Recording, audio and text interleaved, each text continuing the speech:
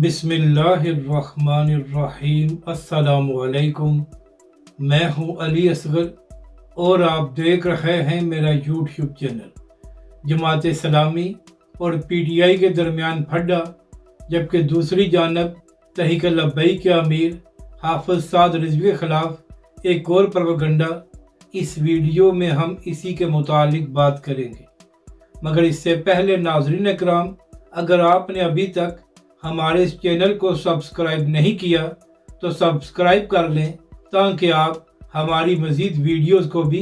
دیکھ سکیں۔ اور اگر ناظرین اکرام آپ کو یہ ویڈیو اچھی لگے تو اسے لائک اور شیئر ضرور کریں اور کمنٹس کے ذریعے اپنی رائے کا بھی اظہار کریں۔ تو ناظرین اکرام، ہر سال کی طرح اس سال بھی تحریک لبیک پاکستان نے نئے سال کا آغاز لبیک اور تاجدار ختم نبوت کے نعرے لگا کر کیا ہے۔ ناظرین اکرام، تحریک لبیک کے امیر حافظ سعد رضوی کے حکم پر ٹی ایل پی نے پورے ملک کے بڑے بڑے شہروں میں رکن سازی کیمپ لگائے تھے، اور وہاں پر تحریک لبیک پاکستان نے نہ صرف تحریک لبیک کا پیغام عام عوام تک پہنچایا، بلکہ اس کے بعد تحریک لبیک پاکستان نے نئے سال کا آغاز بھی لبیک کے نعروں سے کیا ہے۔ ناظرین اکرام، کچھ لوگ اپنے لیڈر کے نعرے لگا کر نئے سال کا آغاز کر رہے تھے، جبکہ دوسری جانب تحریک لبیک پاکستان تاجدار ختم نبوت اور لبیک کے نعرے لگا کر نئے سال کا آغاز کر رہی تھی۔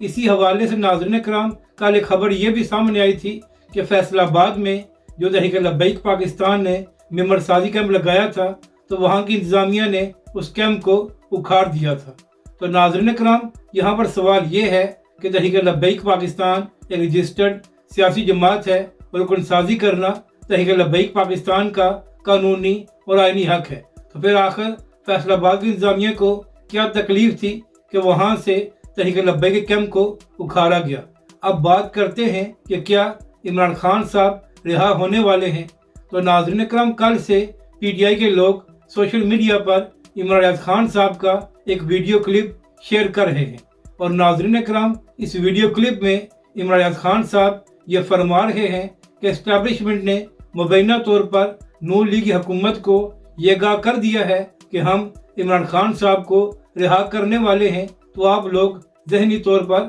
تیار ہو جائیں۔ یعنی کہ ناظرین اکرام، اس ویڈیو کلپ میں عمران خان صاحب نے یہ دعویٰ کیا ہے کہ اسٹیبلشمنٹ عمران خان صاحب کو رہا کرنے پر تیار ہو گئی ہے۔ مگر ناظرین اکرام، یہاں پر نقطے کی بات یہ ہے کہ چاہے عمران خان صاحب ہوں یا وہ صحافی جو پی ٹی آئی اور عمران خان کے حوالے سے ویڈیوز بناتے ہیں، تو اگر آپ لوگ پچھلے پورے سال کی ان کی ویڈیوز دیکھیں تو آپ کو یہ معلوم ہوگا کہ شاید عمران خان صاحب کو رہا ہوئے پورا سال ہو گیا ہے اور پاکستان میں انقلاب بھی آ گیا ہے۔ یعنی کہ ناظرین کرام، ہر تھوڑے عرصے بعد یہ لوگ ایسا شوشہ چھوڑتے رہے ہیں کہ عمران خان صاحب اب رہا ہونے والے ہیں، اور اسی چکر میں 2024 کا پورا سال گزر گیا، نہ ہی عمران خان صاحب رہا ہوئے اور نہ ہی پی ٹی آئی اور عمران خان صاحب کو کچھ ریلیف ملا۔ تو اب دیکھنا یہ ہے کہ اس بار عمران خان صاحب نے جو دعویٰ کیا ہے وہ سچا ثابت ہوتا ہے یا نہیں۔ اب بات کرتے ہیں کہ پی ٹی آئی اور جماعت اسلامی کے درمیان کیوں پھڈا پڑا ہوا ہے۔ تو ناظرین کرام، جب چند ماہ پہلے تحریک لبیک پاکستان نے فلسطین کے حق میں فیض آباد میں دھرنا دیا تھا، تو اس وقت پی ٹی آئی کے لوگ یہ کہہ رہے تھے کہ تحریک لبیک اور حافظ سعد رضوی نے ایک فرمائشی دھرنا دیا ہے، تو اصل دھرنا وہ ہوگا جو اس کے بعد جماعت اسلامی دے گی، اور جماعت اسلامی عوام کے حقوق کی بات کرتی ہے، اور یہی ایک عوامی جماعت ہے۔ مگر ناظرین کرام، آج کل وہی عوامی جماعت پی ٹی آئی والوں کو اچھی نہیں لگ رہی، اور اس کی وجہ یہ ہے کہ شاید 2 یا 3 دن پہلے جماعت اسلامی کے امیر حافظ نعیم الرحمن صاحب نے کراچی میں خطاب کرتے ہوئے یہ مطالبہ کیا کہ عمران خان صاحب اڈیالہ جیل سے یہ بیان جاری کریں کہ وہ اسرائیل کو نہیں مانتے۔ تو جیسے ہی یہ بیان حافظ نعیم الرحمن صاحب کا سوشل میڈیا پر وائرل ہوا، تو اس کے بعد پی ٹی آئی والوں نے کہا کہ آخر حافظ نعیم الرحمن صاحب نے عمران خان صاحب سے ایسا مطالبہ کیوں کیا ہے؟ وہ پہلے ہی جیل میں ہے، تو لہٰذا یہ مطالبہ حکومت سے کیا جائے۔ تو ناظرین کرام، یہاں پر اہم بات یہ ہے کہ اگر عمران خان صاحب باقی ہر حوالے سے اپنا بیان जेल से जारी कर सकते हैं, तो इस हवाले से बयान जारी करने में क्या हर्ज है। इसके बाद PTI वालों ने यह भी कहना शुरू कर दिया कि हाफिज नईम रहमान साहब और जमात इस्लामी को कहीं से इशारा दिया गया है और यही वजह है कि हाफिज नईम रहमान साहब ऐसे बयानात दे रहे हैं। इसके बाद कुछ PTI के बड़े अकाउंट्स ने यह भी कहा कि हाफिज साद रिजवी और हाफिज नईम रहमान साहब दोनों ही किसी के इशारे पर सियासत करते हैं और किसी के इशारे पर ऐसे बयानात देते हैं। तो पहली बात तो ये है कि इस सारे मामले से तहरीक लब्बैक और हाफिज साद रिजवी का कोई भी ताल्लुक नहीं था, मगर इसके बावजूद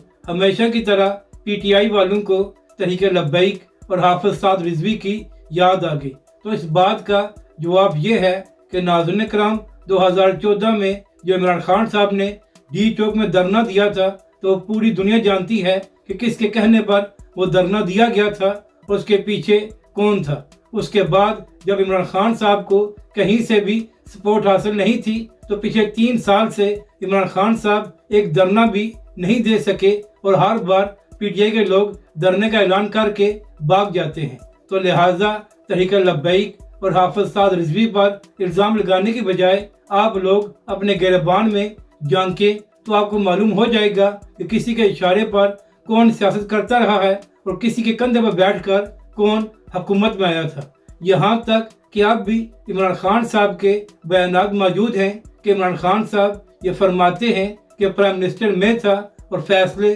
जनरल बाजवा करते थे। तो नाज़रीन कराम, जो शख्स प्राइम मिनिस्टर होते हुए इस कदर बेख्तियार था कि वो कोई फैसले नहीं कर सकता था, तो उससे बड़ा किसी के इशारों पर चलने वाला कौन हो सकता है। अगर तहरीक लब्बैक पाकिस्तान या हाफिज साद रिजवी किसी के इशारे पर सियासत करते होते, तो हमेशा तहरीक लब्बैक के मैंडेट पर डाका ना डाला जाता और ना ही तहरीक लब्बैक पाकिस्तान से जीती हुई सीटों को वापस लिया जाता। क्योंकि नाज़रीन कराम, जो लोग किसी के इशारे पर बयानात देते हैं और सियासत करते हैं, तो उनसे जीती हुई सीटें वापस नहीं ली जाती, बल्कि उनके लिए जगह बनाई जाती है। और पूरी दुनिया जानती है कि हमेशा ही तहरीक लब्बैक के मैंडेट पर डाका डाला जाता है और इसकी वजह यह है कि तहरीक लब्बैक पाकिस्तान कंप्रोमाइज़ नहीं करती और ना ही हाफिज साद रिजवी अपने मौक़िफ़ से पीछे हटते हैं। तो लिहाजा जो लोग तहरीक लब्बैक या हाफिज साद रिजवी पर ऐसे इल्ज़ाम लगाते हैं, वो अपनी जमात और अपने लीडर का माजी देखें, तो उनको मालूम हो जाएगा कि किसी के इशारे पर बयानात और धरने कौन देता रहा है। अगर आपको ये वीडियो अच्छी लगे तो इसे लाइक और शेयर ज़रूर करें और मज़ीद हमारी वीडियोज़ को देखने के लिए हमारे इस चैनल को भी सब्सक्राइब करें।